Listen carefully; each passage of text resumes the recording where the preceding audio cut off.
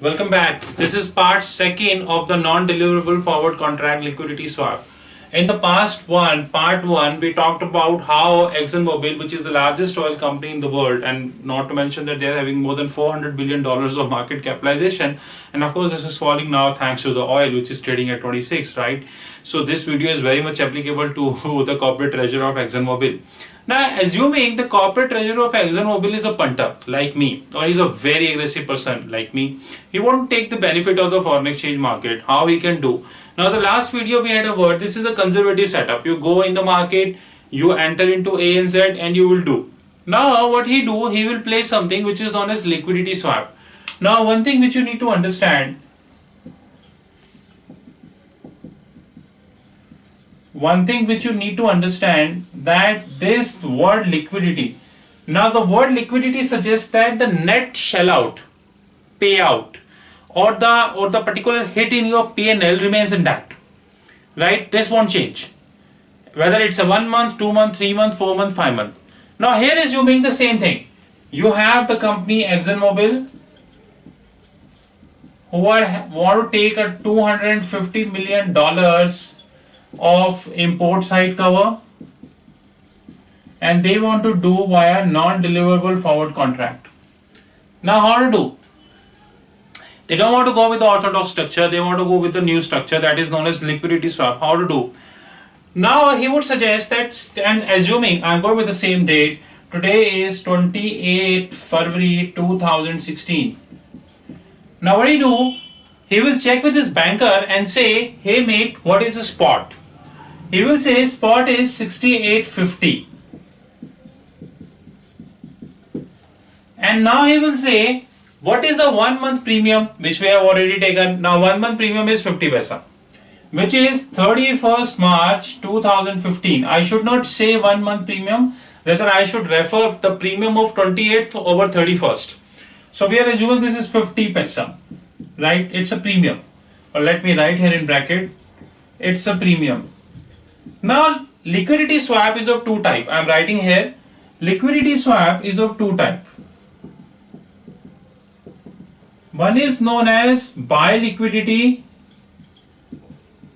which is known as importer liquidity. Another is known as sell liquidity, which is known as exporter liquidity. Buy liquidity is having sell buy swap, and sell liquidity would have buy sell swap. But we're talking about buy liquidity, which is known as importer liquidity, which is sell buy swap. Now what is a sell buy swap? Swap is a set of transaction. So you do multiple legs. Leg 1, you sell today for 29th February.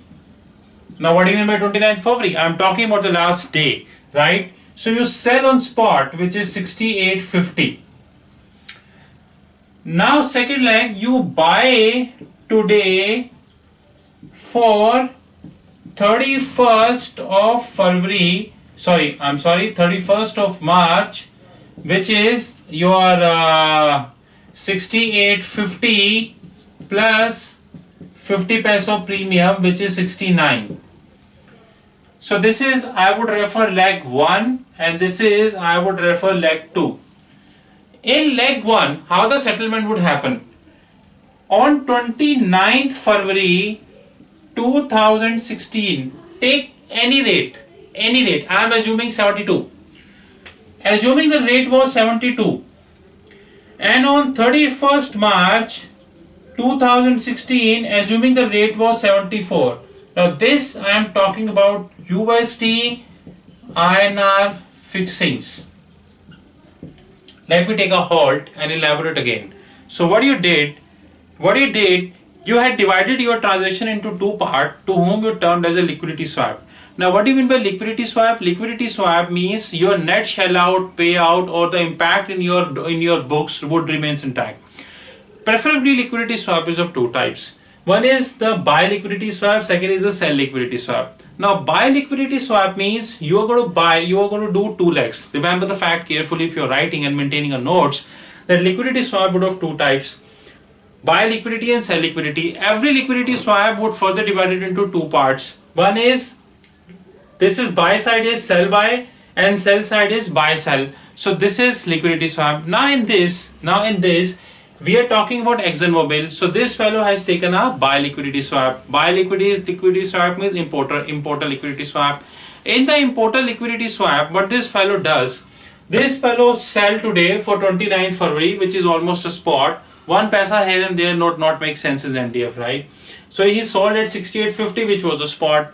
Leg 2 he created when he bought for 31st March, and in this, of course, he would get a premium for 1 month, which is 50 paisa. So he sold at 68.50 plus 50 paisa premium, he sold at 69. Now comes the settlement. Assuming 29th February 2016, the fixing was 72. 31st February 2016, the fixing was 74. You can take any fixing amount. In the normal case, I am writing here, remember carefully. In the normal case, which is the part 1, we had directly sold for March via NDF, which was 69. Now in this case, assuming the fixing was 72, since you bought at 72 and fixing was bought at 69, fixing was 72, you would have gain of 3 rupees per dollar, and notional was 250 million.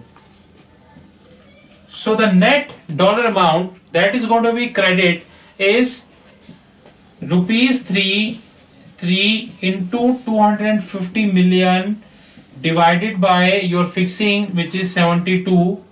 This much is the dollar amount which you are going to receive. This is part 2 of the video.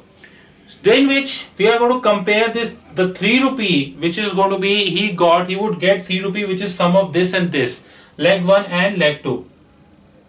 Now in the leg 1, in the settle, now he is going to have leg 1 and leg 2. Remember again, I am repeating again. So in first, this person took the conventional swap, conventional non-deliverable forward contract, sell for 1 month at 69. In second case, he entered into buy liquidity. In the buy liquidity, he entered into this structure. He first sold and then he bought, and the settlement date we assume at 72. Now the settlement, assuming settlement date was this. Now settlement of leg 1, he sold at 68.50 and fixing was 72. It means he would have loss of 3 rupee and 50 paisa. In this, I put it minus. Secondly, he bought at 69, which is here, and the market was at 74, in which he is having a gain of 5 rupees. He is having a gain of 5 rupees. So the net was 1 rupee and 50 paisa. Just give me 1 minute.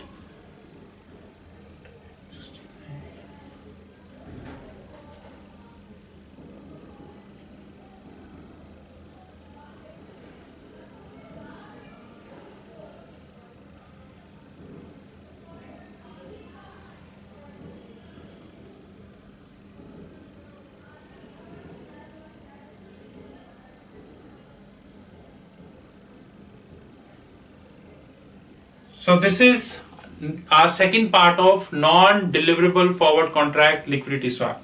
You're welcome to connect with me at 919899242978. The final settlement would happen in the part 3. Thank you.